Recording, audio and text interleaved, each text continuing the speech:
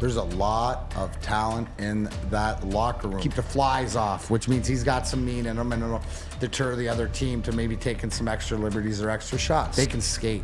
They're fast, right? All throughout the lineup, there's a lot of flow and a lot of tempo and stuff like this. It really feels the vibe that everybody's in it to win it down there and in it together. Our good guy, Darren McCarty, D-Mac, as you know, wasn't with us a good portion of last week. He was out at Red Wings fantasy camp.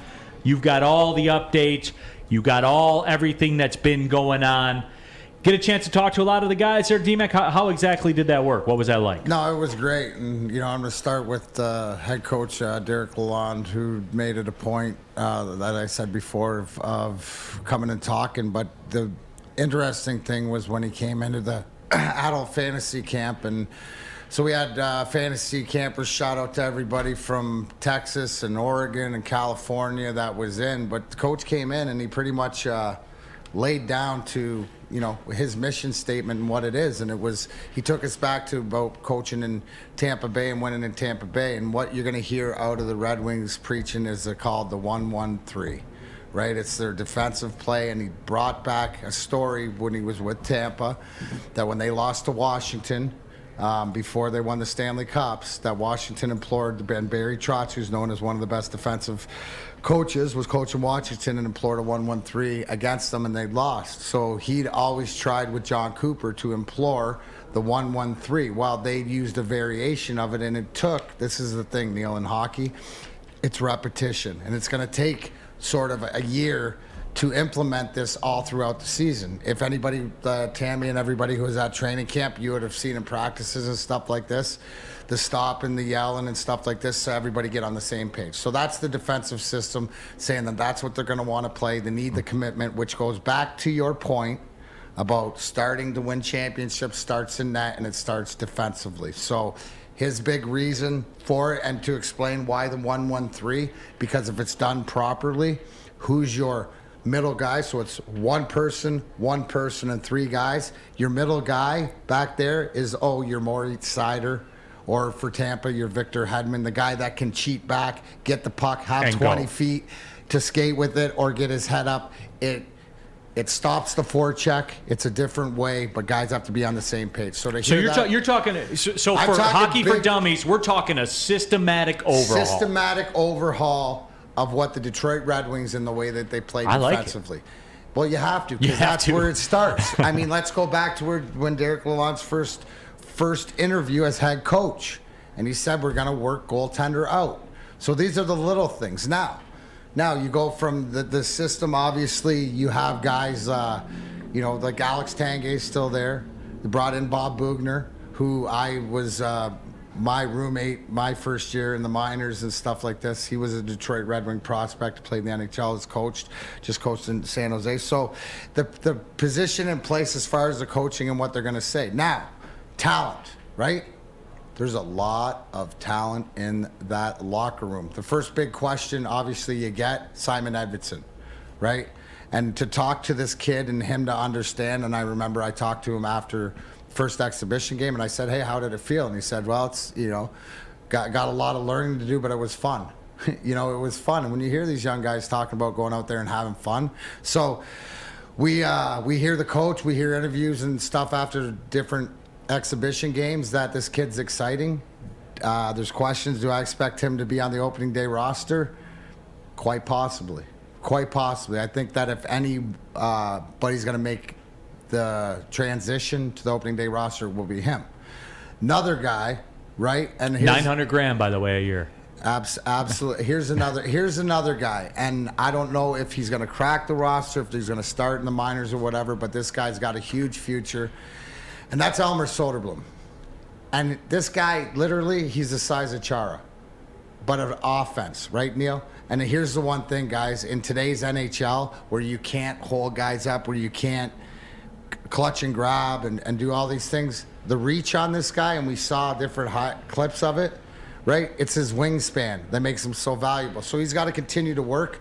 But here's a stat. $825,000 next year. Here's a stat, which is unbelievable. So Matthew Dandino, right, who part of our 97, 98 Stanley Cup teams, has the biggest feet that I'd ever played with a guy. He's got 14 skates, means he's 15 shoes. He put Soderblom's skate on and had room in it. That's how big that's how big this guy is. He's a giant. So stuff like that. Other questions that I see. So now there's decisions, right? You know what the beauty is? It's tough. There's tough decisions going to be made. So now when you're looking into the roster, into the draft capital, into the salary cap, you got to look who's available to be sent down, right, to the minors that can be back and forth without having to be put on waivers, without risk of losing them. All those names you just mentioned fit that bill. Fit that bill, yep. Along with the Joe Velenos, right, who obviously being injured early in training camp, now it's come back, played a few games. Obviously, we saw Tyler Bertuzzi back in the lineup yesterday.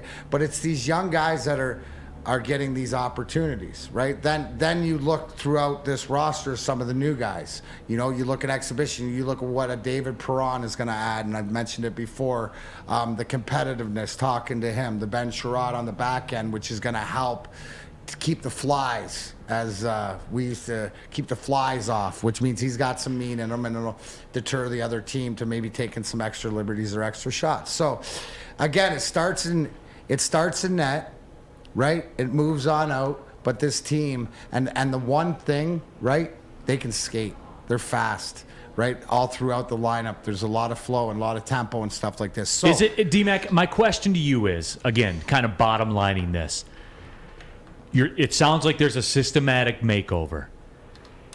This team is a totally different, like if I didn't have numbers and names on the back of the jerseys, if I sat there in LCA and watched, I would be like, because I said this about the Pistons. If you put a different jersey on them, like you would think, if they didn't have Red Wing jerseys on, if they just had a different color and you didn't know they're red, you would think it was a different team. And that's what I'm looking for, because that's how the Pistons did that, how they got athletic seemingly overnight. Like they changed the entire face of the roster. So this roster is completely different. And here's the beauty, right? So it was great to see, Verona being back in the lineup and getting healthy, but you still got Andrew Kopp, who is your big free agent sign in the offseason, who's going to be a big part of this team throughout the lineup because of his two-way play, because of his face-offs, and obviously he can put the puck in the net too, so he's not even healthy yet. So there's a lot of positives. And the one thing is guys are going to be fighting for ice time. That's the whole thing up and down the lineup. Plus, I haven't even mentioned like a guy like Dominic Kubalik coming over from Chicago, who, I mean, is just a gift, because you watch this guy in practice shoot the puck, and you didn't even mention your guy Zadina, right? Zadina and Rasmussen, who play more of a third-line role. So everybody's got a role. They'll fill into it, but it's as a team, as a concept, as a whole. It's that systematic change to the 1-1-3 and making it a priority to keep the puck out of your net. What about this from Kevin Newsham in our WoodwardSports.com chat thread? So the 1-1-3 is catering to Mo Sider's skill set, talent, or no? Yes.